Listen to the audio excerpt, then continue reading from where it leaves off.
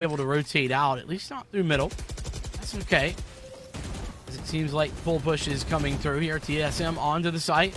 Worry looking for something, but he's not going to be able to find it. It's actually Thwyfo who, through the toxic screen, able to find another one. That's 7 as well. On the follow-up, he's able to dispatch Wardell, who was rotating in through mid, away from that A site where the Viper's pit was located. Now, 3v5. TSM struggling once again. Oh, but Sabrosa's pushed up, and Sabrosa with 2. Aleko and Corey chime in. It just leaves 1. Oh my goodness, 7. Are you kidding me? Headhunter in hand, and he's got the 3rd, looking for the quad. 2 bullets in the chamber. But this spike, it's been ticking for a while. Aleko swinging out, missed shot once again, has to try for the stick, and Aleko has the round. TSM hit 12 on the T1 map pick.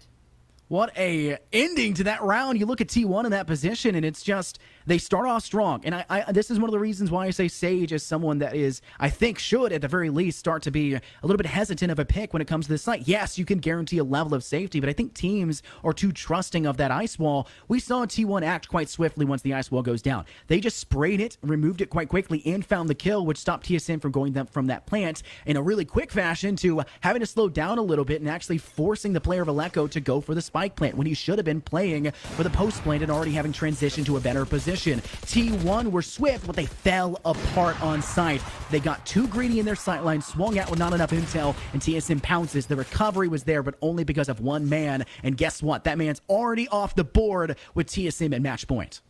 Yeah, that's brutal. What a difficult way to start what could be the last round here on your map pick. Is now gonna have to figure out a way, be a little bit more inventive. T1, TSM grouped up relatively here in the mid area. Thwyfo not gonna actually hear this rotation, but surely he's gonna be aware sooner rather than later. Now he certainly is there. His pony's gonna fall down to Sabrosa's entry. And that's where Sabrosa can really shine, finding those frags, and was actually the one to pick up 2 crucial frags last round. So 3 left alive here for T1, and it's quickly dispatched there with Curry. Now down to 2.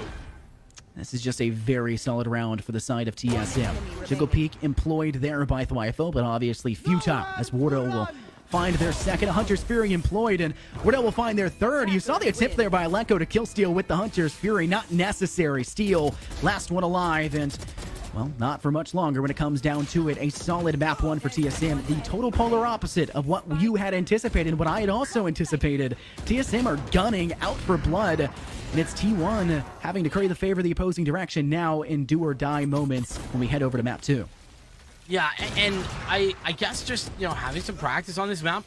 Obviously, TSM prepped for it, and this was just impossible. I really think T1 were sort of baited into this pick, with the, hindsight already here, because there's just no way. If you look at where TSM have been over the last couple of months on this map, they lost to 2 very good teams, but it was both losses. And then since the end of January, they've not played it at all. So it looked like a really, really weak spot for TSM. But instead, it turned out to be a secret strength, and that's really allowed for T1 to come into this thing and struggle a whole lot. Now TSM with a big chance to close this in 2, where I thought before it was actually T1 might have had that chance. And we talked a little bit about Haven, our next up-and-coming map. I mentioned that recently TSM played Haven. They did a really great showcase, taking it about 2 weeks ago, and I got to rewatch that match and really enjoy it prepping for this game today. And it led me to believe that I think TSM has a really good shot on the map of Haven. And seeing them take map 1 leads me to believe that there's got to be a bigger fuel, bigger fire, a bigger drive behind T1, because that map 1 performance was not what we were anticipating, and the result definitely showed that. I think overall, I think they had a really good position. I liked their defaults when it came to defense when they were setting up in terms of their positions, but in terms of the actual post-plant situation, they lost more than they won, and that was their undoing time in and time out, especially when they're already down at halftime. Yeah, I think, talking of T1, the biggest problem was that attack side, but we're going to have to think a little bit more about that after this break. We're going to get that second map prepped and ready. Once we have that, we'll be right back with you.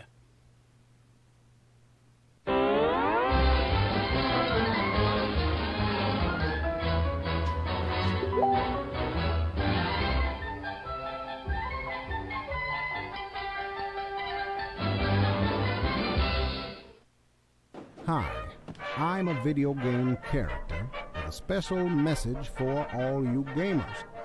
Is this: what have you done? I trusted you and you've killed me. You've killed me so many times. I'm starting to prefer the cold, calming embrace of the void. But we can stop this. You can stop this. With Metafy's new replay review. Let me explain, because my future lives literally depend on it. Upload a video to your media vault. It could be of me dying, or something less important, I guess. Leave time-stamped comments, or just circle the part where your incompetence shattered me on the indifferent facade of oblivion. Submit this video to one or several coaches, and my dear savior shall sing to you their sweet life-altering advice. Advice, insight, little drawings, everything you'll need to keep me from having to return to a place of great darkness. You can study this feedback whenever you want, ask any questions you have, or ignore it all and embrace gloryless doom. It's cheaper than a live coach, and it just might save thousands of lives. Mine. Snake. Hurry!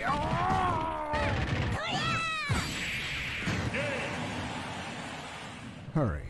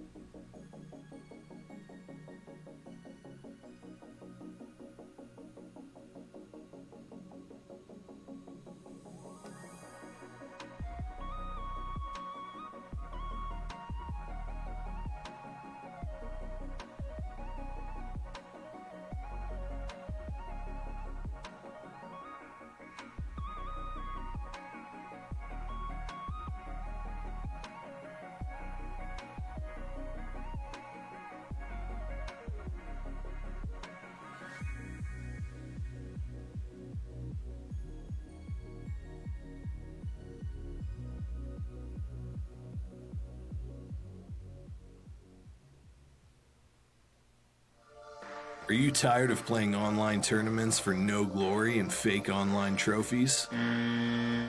How about you start playing for a little bit of glory with GLG?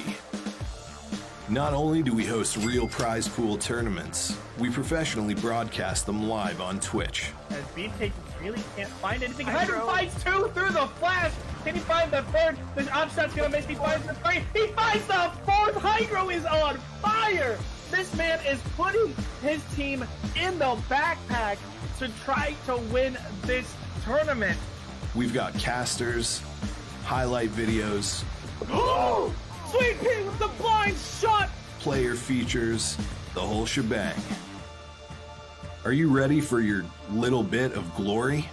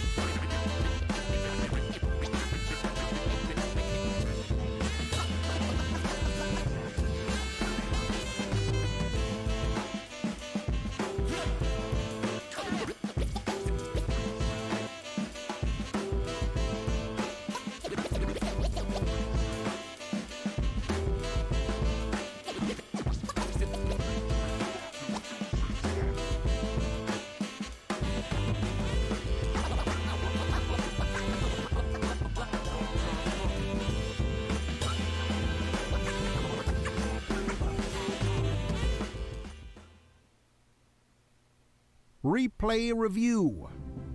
Let me explain, because my future lives literally depend on it. Upload a video to your media vault. It could be of me dying, or something less important, I guess, if you want. Leave time-stamped comments, or just circle the part where your incompetence shattered me on the indifferent facade of oblivion. Submit this video to one or several coaches, and my dear savior shall sing to you their sweet life-altering advice. You can study this feedback whenever you want, ask any questions you have, or ignore it all and embrace gloryless doom.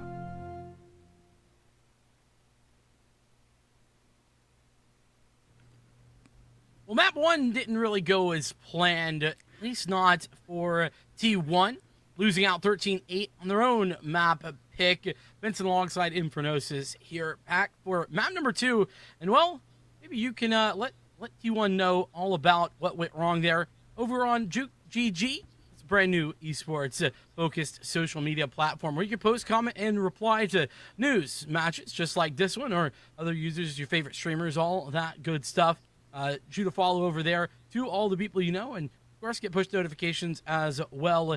With that, you can use the juked notification command in chat, or a direct link to the Juke GG site, and get some more information on that as well.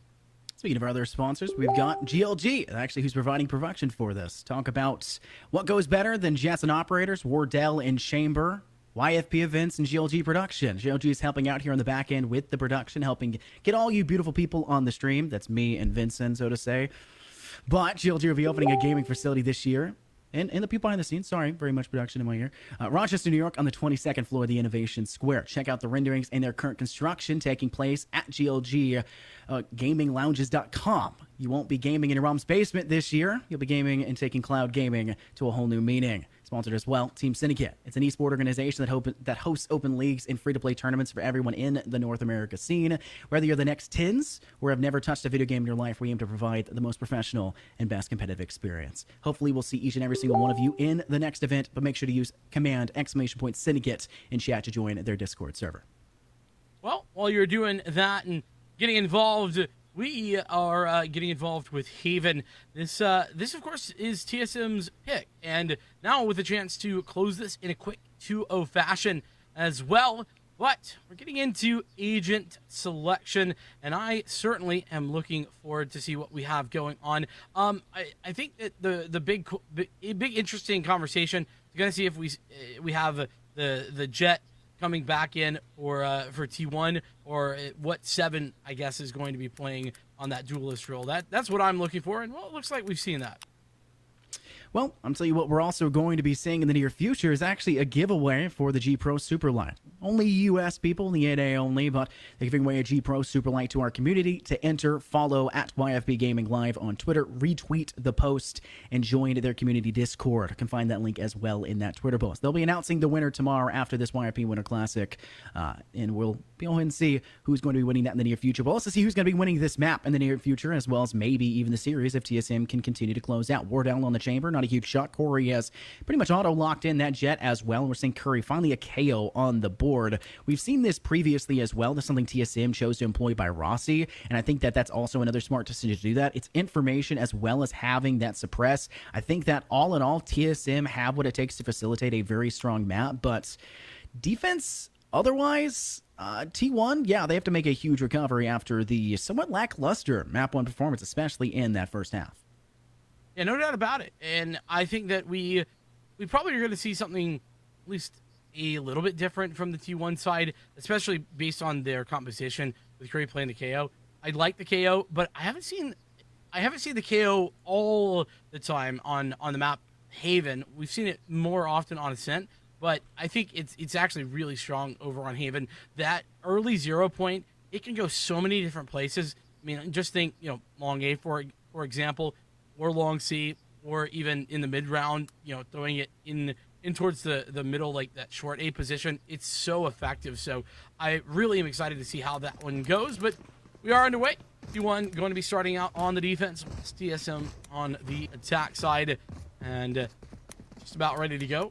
Pistol round, you can see not a whole lot, but just the purchases of all the utility for this pistol.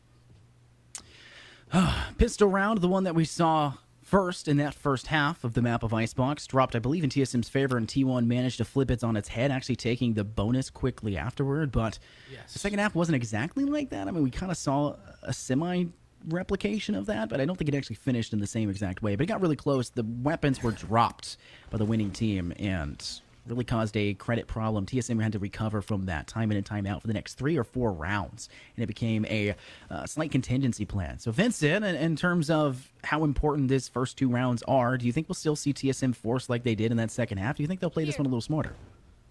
Well, it's hard to say. I'm not the biggest fan defensively of the Force Spy, but they have opportunity to win first. So before we get too far into that, 7 in the opening frag, and getting 7 involved early is going to be crucial here. We're T1 and TSM put down the spike, and Corey, meanwhile, going to go down. Curry as well, going around the corner. Maybe the fragment is dispatched with Aleko. One to take that frag. 7 fighting back, leaves Aleko all alone. 1v3, ain't much to work with. Well, I mean, maybe Aleko can piece 1 or 2 things together, but the great distraction employed there will allow for 7 to pull away the sight line of the last remaining player, and T1 will actually get that defused out. 3 players still alive. Not that it means too much when it comes here to the pistol round, but a moral victory to say the least, as they can keep up that same tempo, keeping at least 3 alive when it comes to the second round. Kind of forced by, they get their bonus, then I think that they'll be in a much better standing. But typically when you see a Reyna being employed, like on Icebox, if you win the pistol round, you can force a rifle to go with and try to just play with no armor and get that first kill and overheal, but there's no Reyna here, and yet we're still seeing a rifle buy here by Curry, who's looking to play this one quite aggressively. The information is there, as well as having flashes, so maybe Curry is trying to be like Steph Curry, toss it out, get themselves a nice kill, and lead them to an early lead. I like having a rifle or 2 on this anti-eco round like T1 have done. It just kind of, it's a bit of an insurance policy. In case things start to go wrong, you have something to fall back on and steal in some shots. Actually, with the Marshall in hand, that's not always going to be the case, but it is for now, as we can see the rotation initially over towards C, but TSM have evacuated, moved out, and moved over in towards the A side of things. It's A long for 4 players.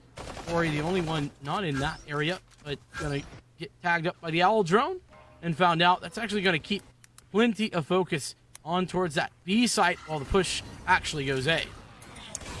Well, the bait and switch is there. There's still a player holding close quarter, and Wardell is none the wiser, just sitting there and waiting, but will finally go through. Thwifo from up above in heaven, able to find the kill. Aleko being tagged out, now vulnerable by that Killjoy utility, and the turret will get a little bit of extra damage on the top. However, still a player advantage in favor of T1, and this is arguably the easier site to play for that retake, but Rossi's down below in hell and looking to send a player thereafter, but it's Steel from up above once again to find another. Great jump up with the Cloudburst combo onto the top of objective. 7's trying to go for the kill, but it's Steel to drop down 2 with the Ghost, making it a 3K as Thwifo collects with the nice Spectre to finish things off strong once again for T1. And not only did they go into that round, Vincent, and not lose a single player, but they did it in a great fashion. Steel coming up big. Absolutely. And on top of that, it's a good situation where they really don't have to upgrade here. They can play the bonus, and this gives them a really interesting opportunity to save some cash in this round. And if they win it, then, well, we'll be looking at a really good start for T1. That said, TSM, they have the operator out here on the back of Wardell, and so our eyes all going to be peeled, looking to Wardell, trying to maybe find the opening frag and look for that. Looks maybe going to be over in middle. And yeah, looking in towards garage at the moment is Wardell, but push not in garage. It's going to be down mid here through B7 with a great position here in the corner. He's not usually going to get peeked early on and even find a frag off the back of a push here. Vincent, if Dallas was here, aka Mick, so you don't know that, he would be like, why is TSM being so slow? Have a little bit more emphasis. Put some aggression on it. But I think this is the smart decision for TSM. Poke and prod to kind of feel out where the defense of T1 may lie. Obviously, they've gathered enough information to realize where Steel is at this point in time. He was just playing up towards short ramp. But beyond that, the quick rush onto the A site may prove to be a bit too hefty of a price to go for. Corey tries to swing out. Pony still blinded, able to find the kill, but not able to find the second one onto Rossi.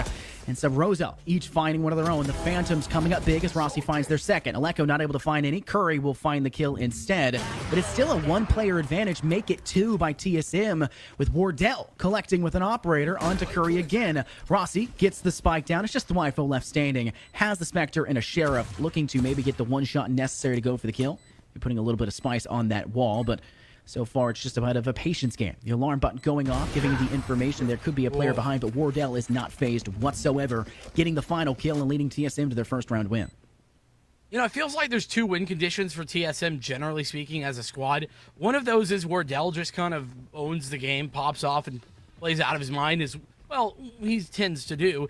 But the other one is that the rest of the squad are showing up. We saw that with Aleko and Corey going massive in map number 1 here. We're already seeing Rossi have a good start to this game, and Wardell off a double kill. First time he's got the op in hand, and he is good for the frags. That is a fantastic look for TSM, and I'm looking to see if that can continue here, as this time TSM playing against an operator on the T1 side of things as well.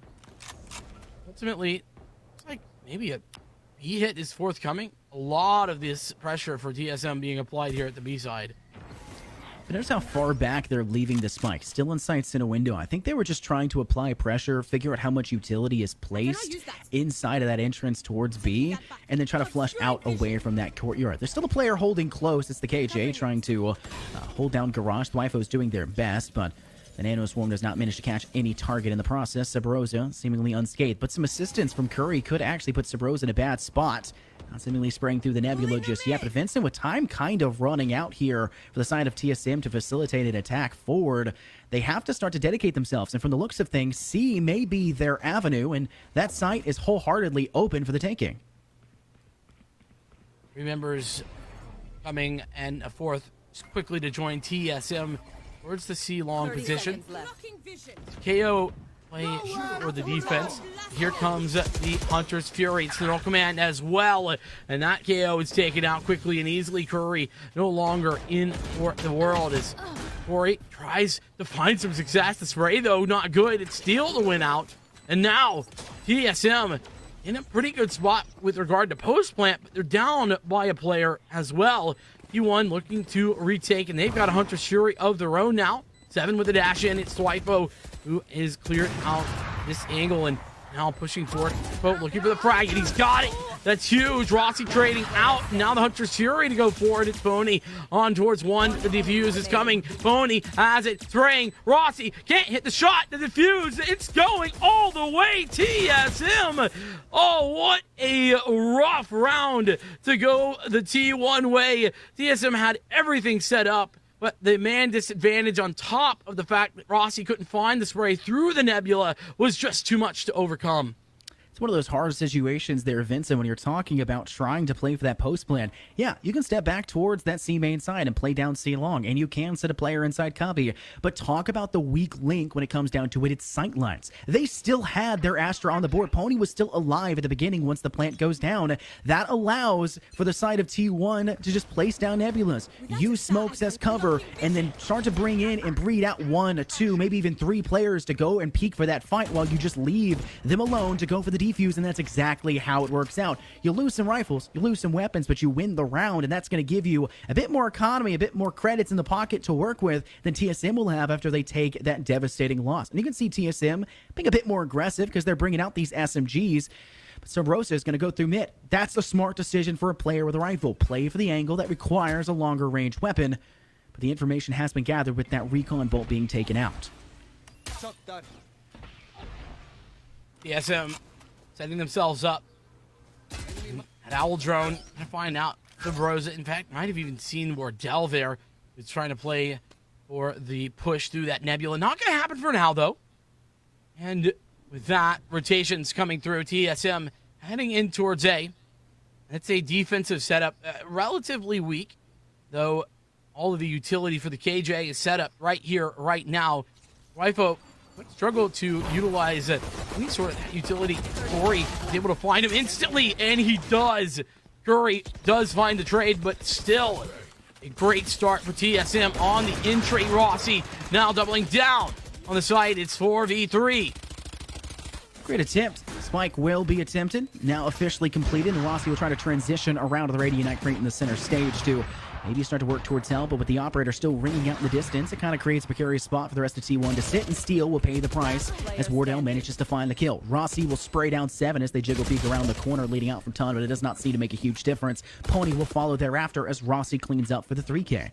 TSM on the attack, collect for another round win, and kind of make up for the unfortunate loss that was that last round, and take a look at the eco for T1. Only person with really a lot of cash in the pocket's been Thwifo, and unfortunately when you're playing a KJ, the util can be quite pricey, so in all honesty, it kind of evens out across the board, and T1's going to have to make a recovery round.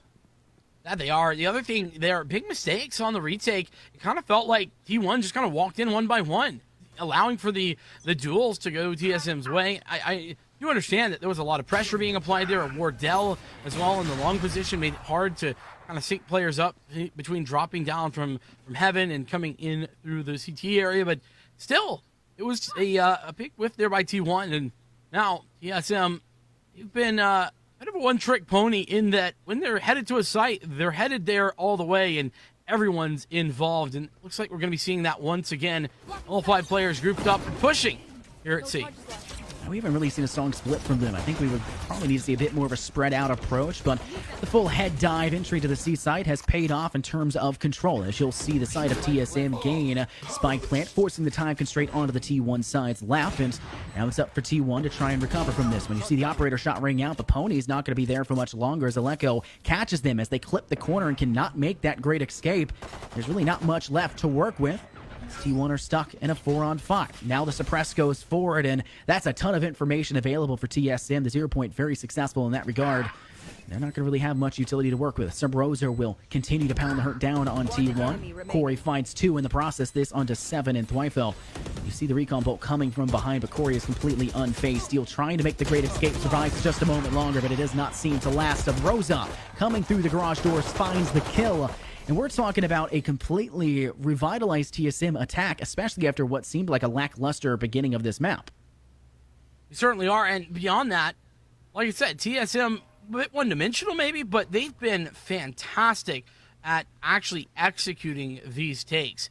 Now, that last round, it was a little bit simpler considering they weren't playing up against full rifles, but even if you go back to the round before on towards A, it was taking both of the players who were sitting there defending and making it very easy for them to just get one and done with the advantage over to the TSM side. But as we start back up here, gun round for T1. They've got a lot to work with. Now, TSM does have the Blade Storm, but on the other side, Don't Command and Lockdown, as well as the Cosmic Divide, all ready to go. So lots to work with. What will they be utilizing, though?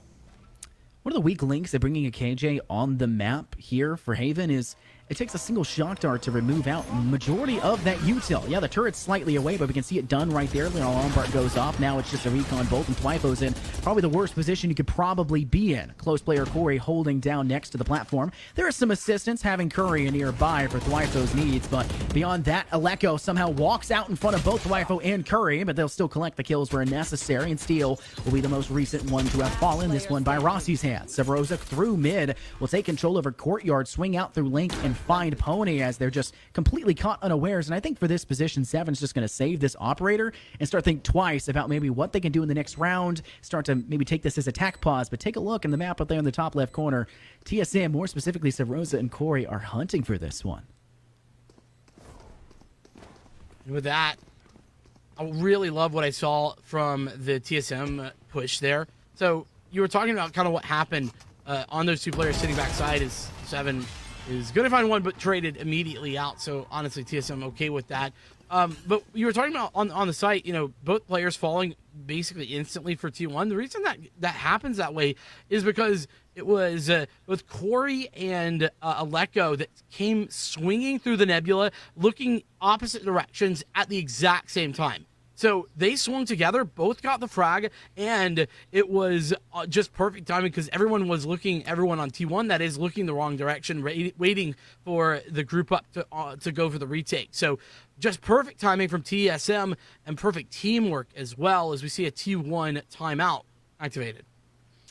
I think this is another smart decision. We talked about it because there was one very early on the map of Icebox, just kind of determine whether it was smarter to use it early or later. And I think we both kind of concurred that it was smarter to bring it out sooner rather than later to kind of converse about what's gone wrong, how to make the recovery. And for T1, I think the recovery period needs to be a bit, I wouldn't say swifter, because right now I think they need to give up the majority of the site, and if they don't give up the site, if they don't want to play that one, I think they need to be playing at a little bit of a cheekier angle. Talk about how Thwyfo is completely trapped alone on that C site. It just didn't breed a solid defensive play. There was no real stronghold. There wasn't really a strong stationary hold for the defense, and I think TSM took advantage of that. So once we see T1 kind of survive through this thrifty round, whether they get anything off of it or just kind of take the loss on the chin, I think they'll have to start to adapt and adopt a new approach to the defense as this round and this half progresses onward.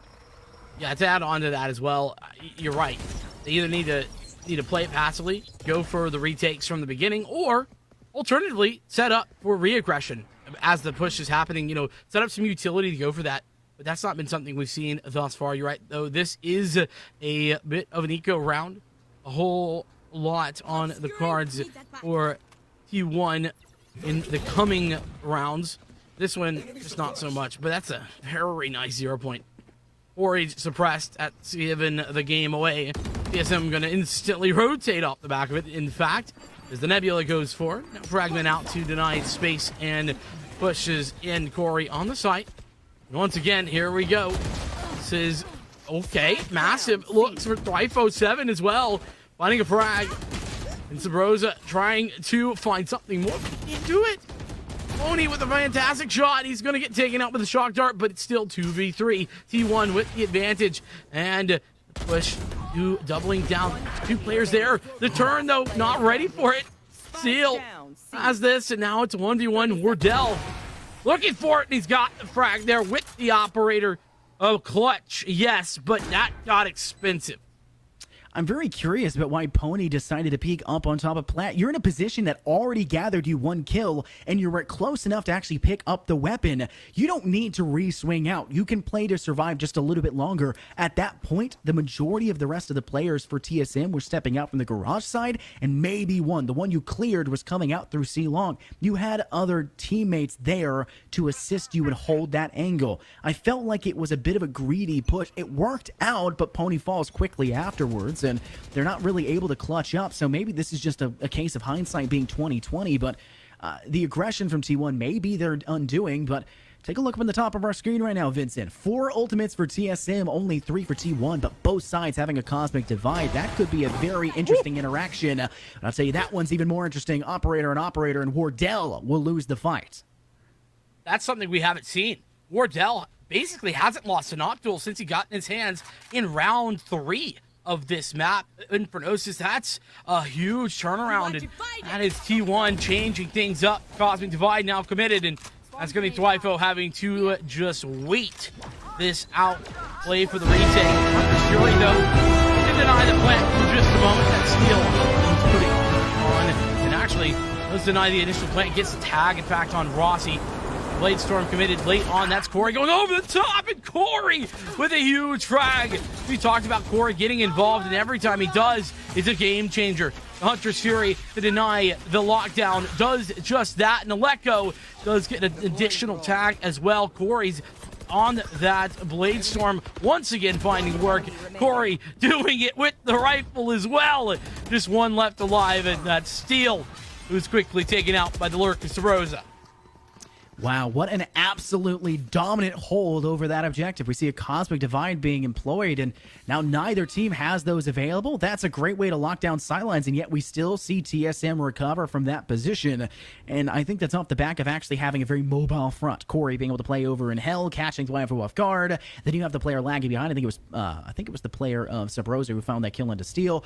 They were all over the map, and that's what really caught T1 off guard. They're able to have this aggressive assault with only 3 to 4 players, and then their roaming player, that default section where they're trying to either split themselves or have that kind of information be brought towards them. It's wildly successful, but at the same time, you've been wanting it. Here's that lineup. We're seeing a really solid one with the knife toss from T1, which just gathered so much information from that big window. And Vincent, that could be a huge, huge break for them, as it does look like B will be the objective of choice. That it will be. TSM's attack has been unstoppable thus far, though, and Curry looking for it. Swipo, who's got the help, and a nice little bait switch set up right there, but unfortunately, overall, it doesn't find too much on the success. Rossi using the fragment. See a fragment kill every day. Does T1 have to try to find some more damage? And damage really is the name of the game, isn't it, Infernosis? It really is. You just kind of have to bring... I think that's the name of the game, right? Just put your enemy's HP down to 0 and keep yours above that. I mean, isn't that what the old... Nice. Isn't that what the old games used to give in their, like, tip screens and loading? But I think I saw that in Counter-Strike yesterday. yeah. It's pretty interesting, yeah. Kill them before I've never they played kill it you? myself. Yeah, never employed it myself. I'm pretty bad at it. But a nice swing comes out with the flashpoint to success. Rossi's the player to find a kill onto Pony, and Aleko will find the one onto Steel. And once again, the last player to fall is Steel. I think what it's coming down to is Steel is trying to lead the squad from behind a little bit too much. We talked about this during the break as we were trying to kind of take an understanding about what was happening, and we were kind of noticing that Steel was... what's the way you put it, Vincent? Well, it just kind of felt like there was a lot of slow plays, and it was not proactive. It was reactive. And whilst that can be very effective in a lot of situations, there's some situations that just call for proactivity.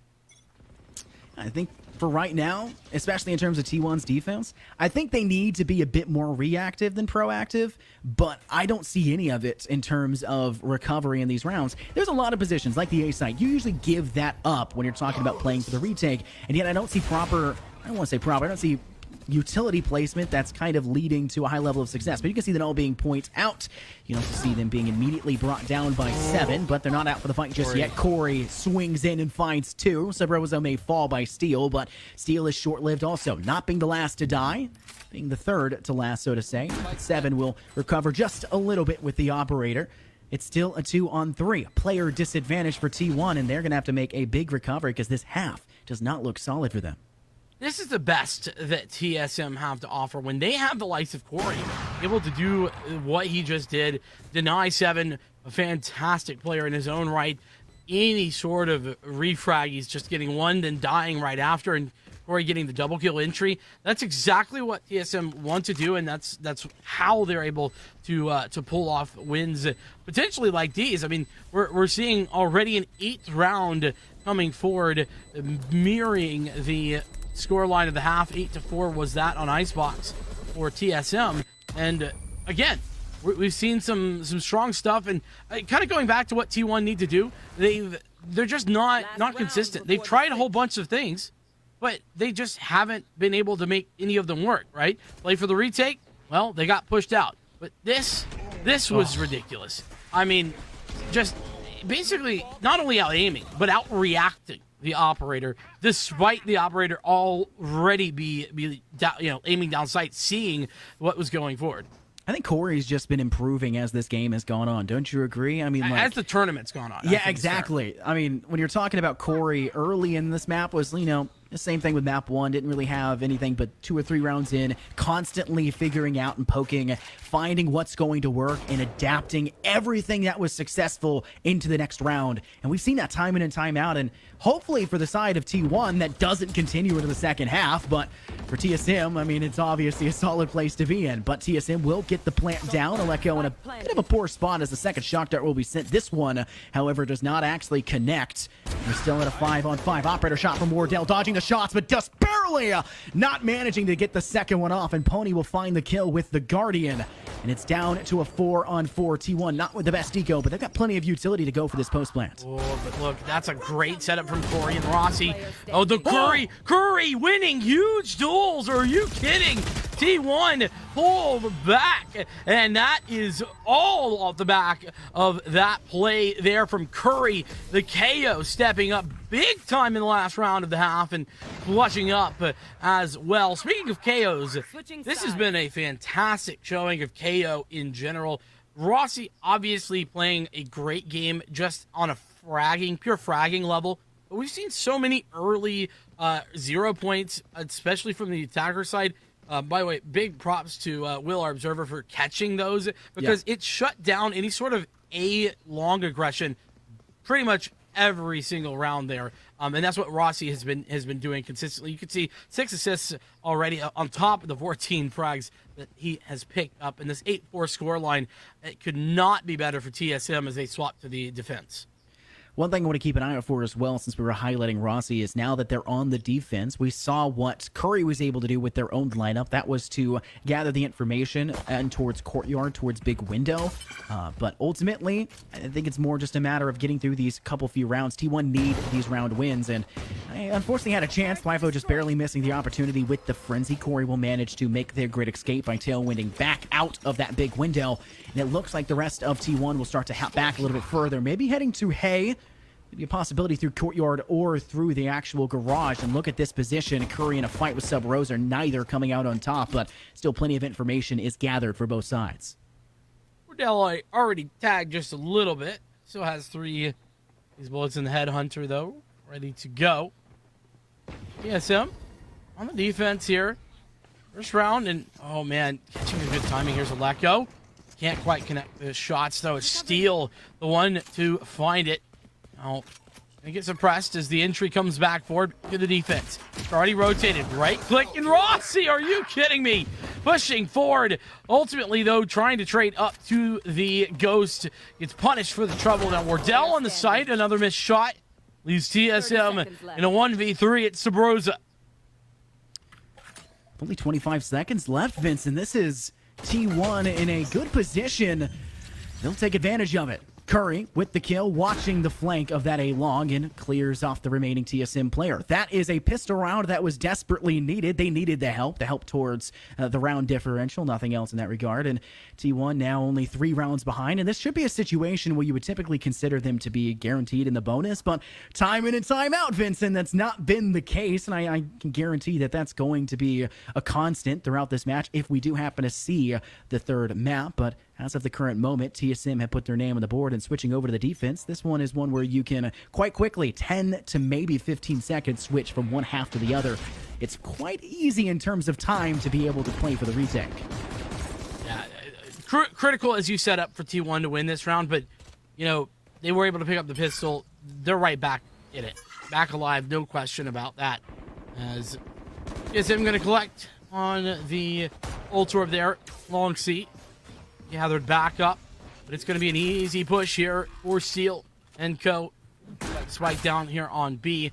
The other thing to note, of course, is this not only being an anti-eco round, but just the way in which these guys, T1, they're playing so passively.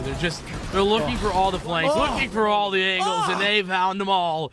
There's one for Curry, Waifu involved, and Pony has a couple just to add insult to injury. Rossi, who has been the hero, not this time though, down to Pawnee, who's got a triple kill, flawless victory in T1.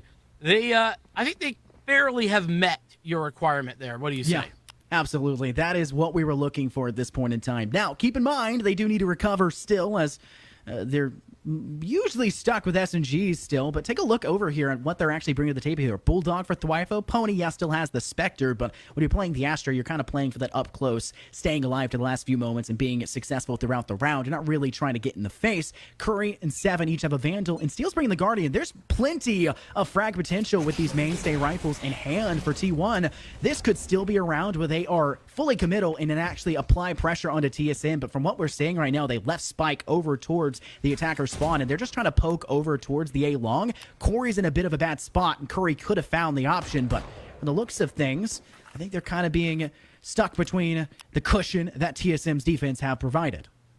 Well, look at this setup here. Corey and Aleko. They're going to double swing, and Corey has the frag.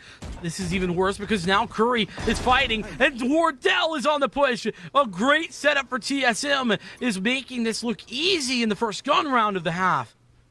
Vincent, I want to talk about Wardell a little bit. When you're talking about how aggressive he can play, he's not always playing within his util, and obviously the rendezvous's not that successful if you can't get away from that position, but when it pays off, it pays dividends, and Wardell does great. But Pony has put their name on the board. 2 kills in Courtyard. Devastating now as T1 are trying to crawl their way back through this one. Aleko, very low HP. Wardell still continuing the dominant force that we know that he's been continuing so far in this one. 2v2. Thwyfo looking to step in through mid. The spike that they've left has now unfortunately bit them in the rear. Wardell takes the first fight. He just continues to spray down what starts as a 3K made to the 4, and TSM find another round win, their first of this half.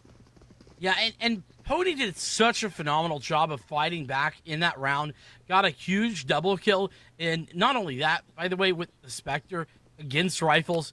Unfortunately for the rest of T1, though, they left the spike in an exposed position. Or, I mean, exposed may be the wrong word, considering it was basically their spawn. But Wardell pushed up into that position, found the spike, and, of course, playing smart, they hold on to that position as well. So, TSM back in winning ways, but that might be a flash in the pan, considering there's plenty of weaponry for T1 in this one, but massive damage being done to the KO. It's Rossi who's going to get the eventual kill up the back of the fragment. Now the flash drive over the top and going through. 7 down and out. A shutdown of massive proportions. Rossi continuing to frag out of control, and now it's Corey over the top. What a play. TSM are playing like they are unable to be stopped. How do you allow, first and foremost, Rossi to still stay behind the double Radianite up close and pop off like that, and then continue the same thing? Wardell finishing the round off strong, a flawless victory for them, and TSM are now up 4 rounds. What started as a fabulous recovery by T1 has now started to fall apart a little bit. It's only been 2 rounds, and there's still plenty to talk about, but when you take a look at the eco of T1, we've seen some really nice situations for T1 to recover on these thrifty routes without being able to really force or buy out, and that's been off of Thwyfo with that stinger, and we're seeing that once again being brought to the table. But TSM have been steadfast. They have not really given any glimpses on this defense when they're able to actually play with rifles in hand. And this is the exact type of TSM that I was talking about before this game started. They are solid on the map of Haven, and T1 are paying the price because of it. Yeah, I think if you want to simplify things here, TSM are the best that they could be when Wardell doesn't have to be the big star player, the superstar player, right? Wardell, you know, I don't want to say the days of him just owning maps all alone are over, but they're certainly fewer and far between at times. And so it's really, really important when the rest of TSM can come up big. We saw Aleko do that over on Icebox. We're seeing Rossi do the same here. And we talked about Corey. I mean, Corey, by the way, finished over on Icebox with the most frags in the server. He had 21, and he's getting pretty close to that here. You can see, using the Astro utility to their advantage, they'll go ahead and nebula off the center of that site, as well as popping the Cosmic Divide. An interesting decision by T1. That will guarantee them the site. And while they don't really have the weapons in hand, they will at least guarantee that spike placement and try to play up close and personal with the Sheriff. Flashpoint does go out. Shot connects here from Turi, but Aleko will each find Curry and 7 that try to swing out towards that defender spot. Look at the rotation that was employed, baiting out the entirety of TSM as Steel just goes over and plants it on the A site. They guaranteed it in another direction. It's just a game of buying time, but Steel gets a massive shock dart off. Able to tag off and remove some of the armor for the opposing side. Wardell and Rossi being the players that ate that. Second one being sent. Recon bolt over the top. There's not much more to do. The Sheriff only in hand now, hiding inside the nebula. Stewie 2K moment, but will it pay off? No. Missing all of the targets. Target acquisition not in favor there for T1 as TSM will clean up for another round win. That's the wrong game, Infernos. Come on. No. I mean, come on. Come on, we can still reference. He played that game. I think he played with him, actually, if I'm going to be honest with you. If I'm correct, I may be wrong about that. Feel free to correct me, yes, you're absolutely right about that part. But either way, T1, well, it's starting to become a bit of a problem here. They've pretty much not thrown away, but it's not been good enough for them to kind of continue on the winning streak. They picked up the pistol round, and then it all sort of fell away from there. Wasn't enough for them to start winning some of these gun rounds. And whilst they had some space to work with, it being an 8-4 half, now that space is evaporated. And Infernosis, they, being T1, really have to find something that works on this round in particular, because next round, that's match point. Yeah, this is make it or break it. This is a timeout that makes the most sense possible, and we saw a lot of timeouts in map 1, right? I think, 3, 4? Yes. I mean, it felt like 10, the timing that it took sometimes, but it was very important for those players and for these teams to kind of sit back a little bit. You can keep up the pacing, you can keep up the tempo in the actual rounds, but you also do need to kind of take that step back and slow down mentally to try and keep that game at that same speed in your head. Players talk about it all the time, especially when it comes to like IRL sports, kind of weak games, if you know what I mean. Esports are better, but they see the game at a slower level. The game slows down for them visually as they can cognitively function at a higher level. And I think that's one thing that we're seeing for these two sides. And I think we're seeing that especially from 3-4 right now, with on top of proper utility usage, has just been gunning on the next level, cutting down Wardell first, and 7 will be the second with the operator to Corey. 7, finding opening frags is a very important part of a winning strategy for T1. And this is, like I said, must win at this point. With a 2-man advantage, T1, all they got to do is group up, find a space, hit the site. It's really that simple. And whilst I make it sound very easy, it's far more difficult than that. Fragment, the re-aggression for Rossi, who's feeling himself. Curry shuts it down. It's again a good trade. Even the 2-man advantage alive. Now Sabrosa pushing forward. And he's found one. Looking for another one. And goes for the spray, but a little bit of a missed jump, I think. Leaves 7 with the shot across the bow. 1v3. This is going to be a big one if TSM could clutch it. But looking at the map, I think we're seeing a save, or maybe not. I don't know. Aleko could play this one, trying to go for... I mean, you've known that T1 have been struggling economically for the last few rounds. They have been, quite frankly, piss poor. And I think that we need to see more continuation of that from TSM to remove these weapons if they want to keep them in that same stance. But Steel does a good job. Sends the recon bolt over, forces Aleko to feel pressure to actually swing out and go for the kill, and it just fails. Aleko not able to get it, and Steel swings for the kill. Solid decision-making there, and T1 will recover after a 3-round streak loss. And take a look at that first half as well. Look at the spree of rounds that TSM collected in the late stages of the first half. They cannot allow that again, T1. You cannot let that occur. You need to be able to string your own all in a row and have any chance to even bring this to a map 3. Yeah, alluding to that first half, it was 3-4 at one point, and then the half ended 8-4. That's what happened. And well, here we go again. Corey looking for the frag in this long position, so critical. It's Aleko as well. The teamwork working wonderfully for TSM. And while where T1 found opening frags last time, it's immediately TSM finding the same situation in the round after. And in fact, Steel finding out that there's a wild Sabrosa trying to push forward. Nicely done. That is one way to try to bring things back into a more even scenario. And it is still, though, 2 players now alive as Wardell has just pushed all the way into spawn. Look at all the defensive utility that's been placed as well for TSM when it comes to that opening of C-Long. They'll have to place down a Nebula. That's some assistance from your player not on site, and they'll even employ a lockdown to guarantee that spike can be placed. Lifo trying to basically solo hold the C side, has some assistance when it comes to Garage, but no one's actually coming that direction. It's 3 players up north on your map in terms of defensive spawn, trying to work out towards that elbow section. And Pony's going to have to work quite slowly, trying to figure out what works best. Lifo gets a kill, but this one's on the Rossi. It's only the ultimate still in hand, so still opportunity available. Lifo needs to be quite conscious, but cannot stay alive by Wardell. Pony swings out now from Ton, working from the Garage section, sprays the head off Corey, getting sprayed from multiple directions. Lifo's kill under Rossi will be guaranteed, but Wardell, masterclass inning of himself, a 3K to his name, guaranteeing TSM at match 6-point series point here could send us straight out if another round win occurs.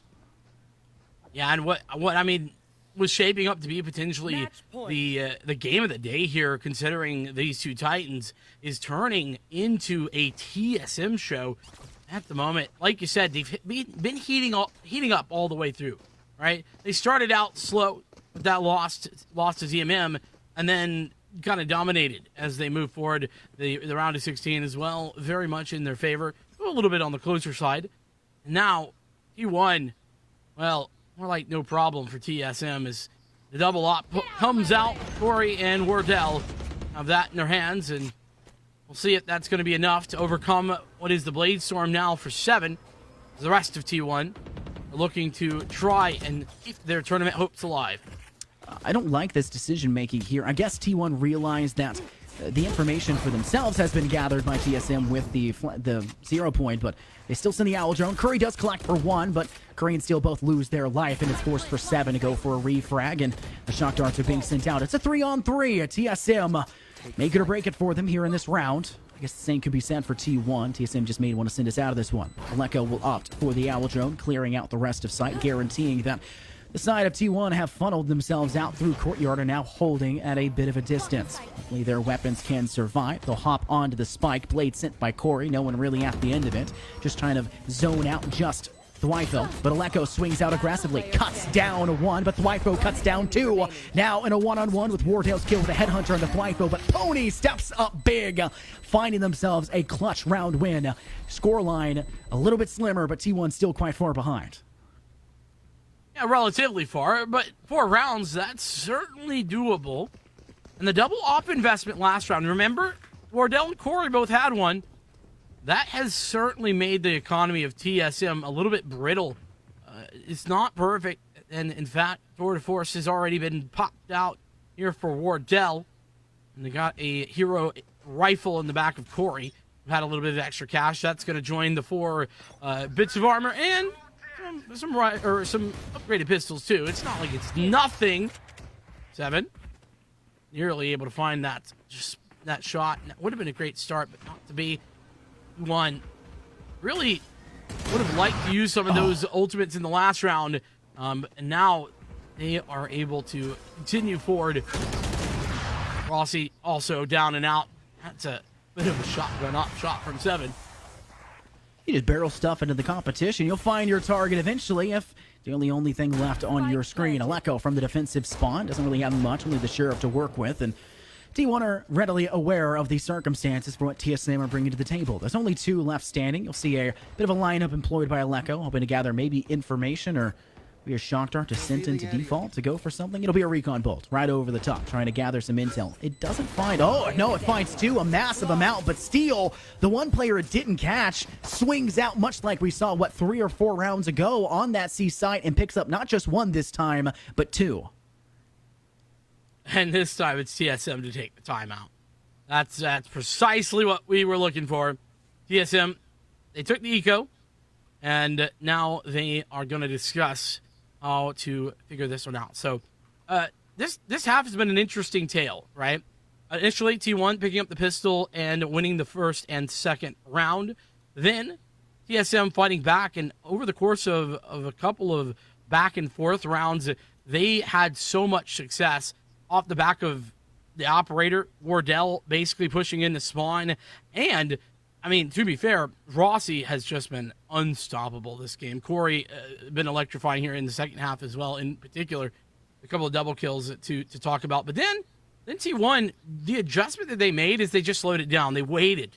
They waited for TSM to get aggressive. And that's, of course, the obvious answer. So now TSM are the ones who have to kind of think back and, okay, how are we going to make the adjustment? It's a bit of a chess game, a back and forth. It's such a polar opposite from what we saw yesterday with TSM, where they weren't aggressive whatsoever, and they were way too slow both on the attack and the defense. So seeing T1 have to rely to win attacking rounds off of the aggression of TSM could spell disaster if TSM just start to play like they did yesterday. However, when they played yesterday against ZMM, we know how necessarily that one went here, Vincent, and the scoreline definitely reflected that outcome, but we also saw How many TSM times can we just, how many times can we there? point it out? To be fair, you can't sleep on ZMM, dude. They're good. Torfy was an absolute menace in that map. I don't think there's any You're not if, wrong. ors, or buts about it, but man, TSM making a break in, and they started off strong here. Now making it a 4v5. Yeah, that operator working wonders. Speaking of which, that's a nice way to try and counteract the Wardell effect. Just put him at half HP. It's fine. No problem there. But still, an advantage for TSM. And it seems like the answer, based on what I'm seeing right this second for TSM, is measured aggression, right? They've been passive, they've been straight out W keying, now trying to play it a little bit more measured. But Corey, well, maybe not so much that measured side for Corey. He's just gone through for the spray there through the nebula. He's been in this position often, and it's a tough one to dispatch. Here comes the lockdown. It's been a difficult ultimate to use this game thus far, and oh, how 30 perfect. seconds left. This is Corey just still given the spacing to survive. The same thing can be said over for Aleko, who's actually underneath in hell and looking to send a player thereafter. Corey's the player to do it, though. Curry on the refract. Curry will pop their null command as well to silence any and suppress competition, but it doesn't need utility if you just don't know where Aleko is, and they'll finish the job on a Curry. Now playing still. Getting the information, but that's really about all you'll see. A flash being sent out from Tun's side. It's an effective 2-on-4, now made 2-on-3 with Thryfo onto Aleko. Another kill dropping Thryfo to Wardell, and Thryfo has been paramount to their success on this map, and that's only continuing from this point onwards. Picked up now. They've got two, but Rossi off the board by Thryfo for their third. Thryfo hunting for the fourth. Subrosa not able to survive. 4K to T1 Thryfo, and they're still alive, surviving, having to use quite a few ultimates to get the job done, but a victory is a victory.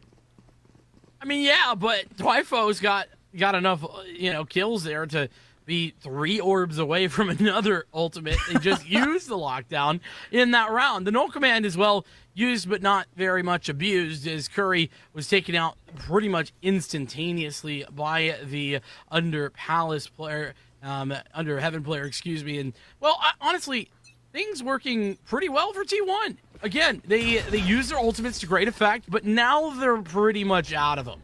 We've seen some mixed results from Steel's Hunter's Fury, and I don't know that I would rely solely on that to be the opening for a round as important as this, but there's just 2 rounds to deficit as TSM, they are stacking themselves here at A. Look at that, 4 players pushing down short.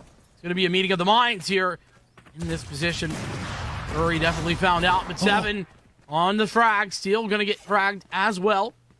Courtesy of that headshot for Corey. Still getting 1 before the fell. It's a solid trade, evening things out. If they hadn't already found a kill. T1 up 1, now make it 2 with 7 opping down the player of Corey. The jet on jet favoring the T1 side. 7 now can step forward. He'll send out the blade, and 0 Point will be able to suppress anyone that's in their line of sight. Aleko up above in heaven has the opportunity to toss some, explosive ordnance into the site, and they'll see just that. Shock dart in, and Curry will be denied of any chance to go for the plant. Recon bolt destroyed. It tags first, which gives Aleko the information. Wardell's lagging behind. The same problem that we have commented time in and time out, especially when you're talking about making stride previously just yesterday against Gen G. Wardell was a little slow on the tempo, but this time around, it's not a huge deal. Fairly close in the map of Haven. The retreat over to the A site can only take a couple seconds off the top. At 7 goes for their third. Kill completed, but Wardell frags back with a headhunter. Operator on the ground, but has 2 players on and near the site to contend with. One short A ramp. The other one's now going over towards long. They have brought a lot of space and created it. Wardell's going to go for Thwyfo. Thwyfo running and gunning finds the kill, and T1 are dying to keep this one close. Now only 1 round away from leading us to OT. See what you did there. They are dying to keep this one close. I gotcha. No problem. 12-11, though. I mean, talk about down to the wire. Here we are, map 2. This TSM's pick, remember? And it has been, it's been the TSM show right up until they got to match point. And beyond that now, we've seen 4 rounds in a row go T1's way. They need a fifth, though, to send us to overtime. We got a Blade Storm out and ready. That's T1's. Hunter's Fury for both sides. No command for TSM. And here comes that Hunter's Fury. Like I said, an hit or miss for Steel. See if this one's a hit. Oh, not so much. That's an important ultimate as well, especially when it comes to zoning. But I think Steel was just feeling you use it or you lose it. And Fair. it's better than what the problem was on map 1, where he was waiting for the perfect opportunity. He didn't even get to use it at that halftime. Maybe just trying to avoid the same complications that they had on map 1. But ultimately, there's only one ultimate up for T1, and it is the Blade Storm still in the hands. There's no command, as well as having the possibility for their own Hunter's Fury for TSM, but Wardell with the operator removes out the KO of T1. Just trying to play this one slow, Vincent, and it just feels like it's a little too slow. T1 need to commit. Well, again, this is their bread and butter. They are this team that likes to play it slower. It's going to be Corey, though, on the site, going for the updraft and going for the Blaze, but it's not enough. A great adjustment by 7.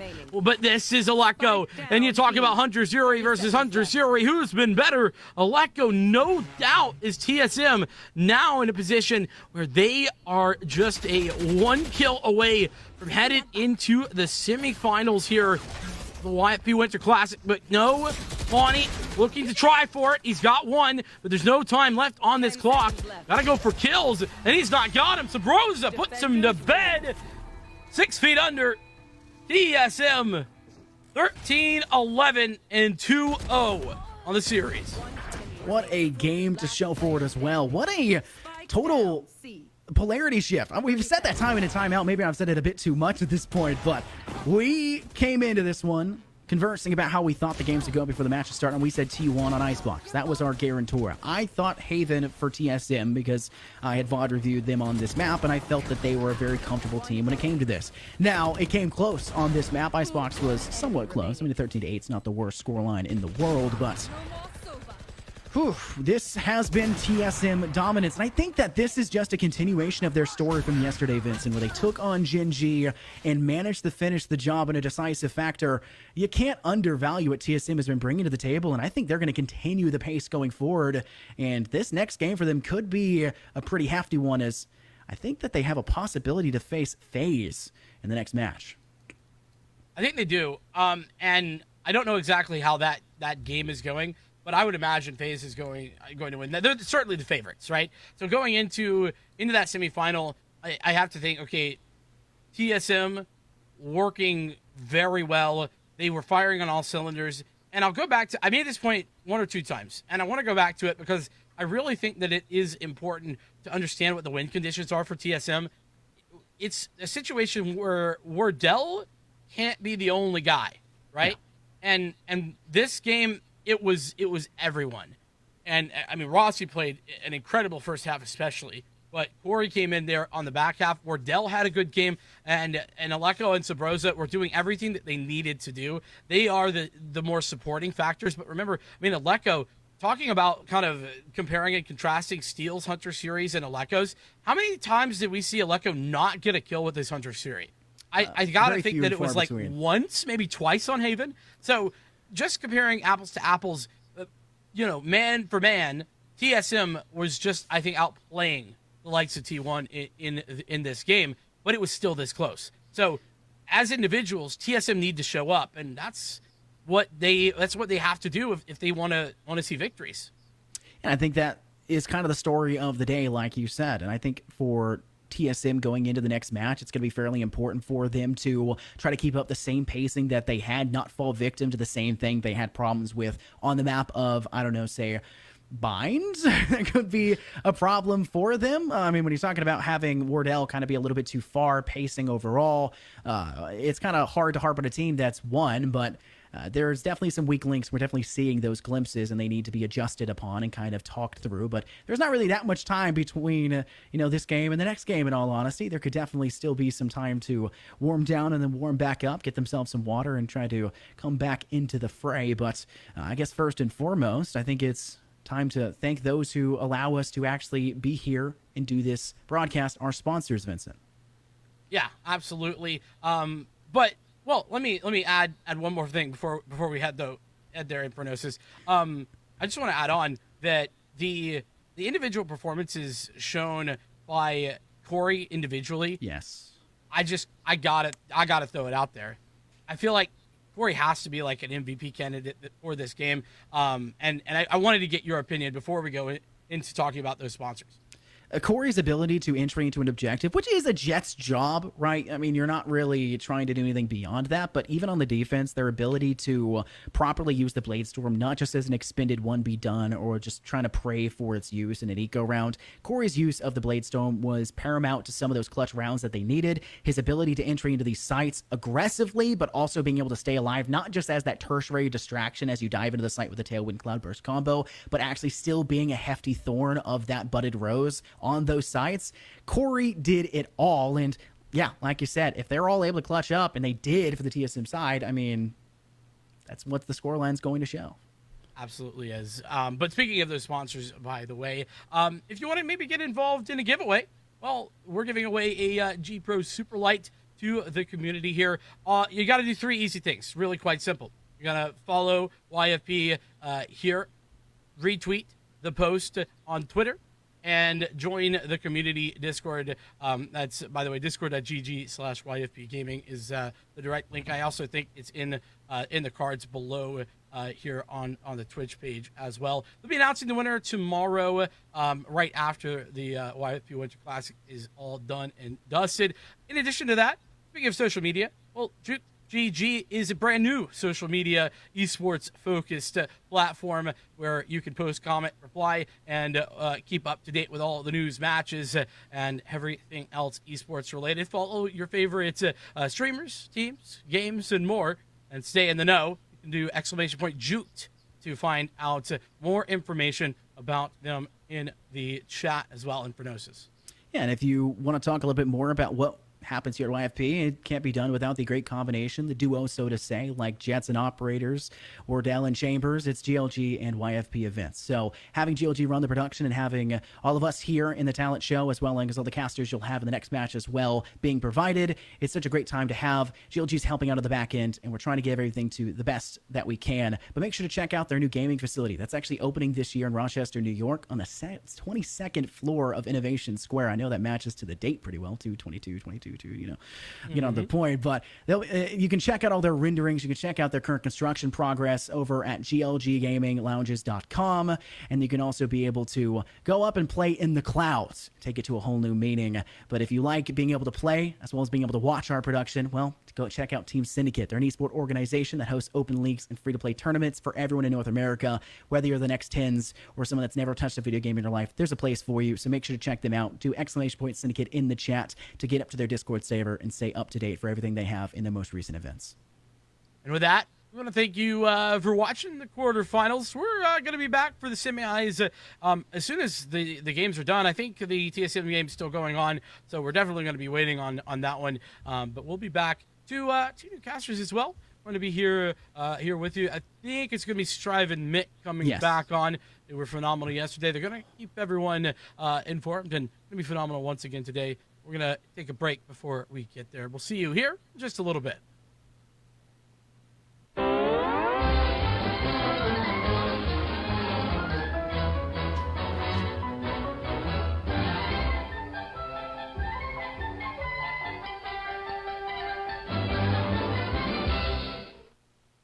Hi, I'm a video game character with a special message for all you gamers.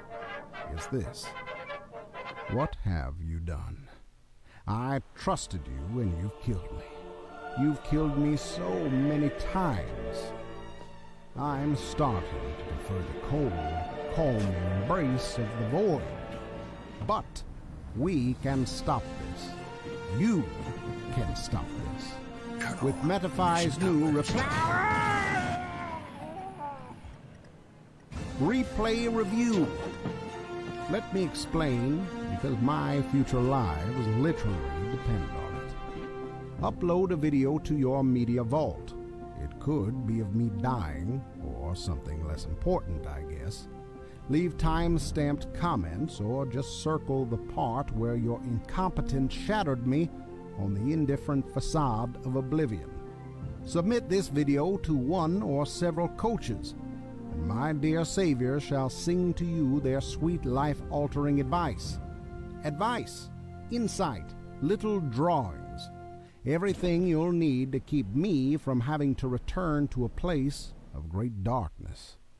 You can study this feedback whenever you want, ask any questions you have, or ignore it all and embrace gloryless doom. It's cheaper than a live coach, and it just might save thousands of lives. My snake. Hurry!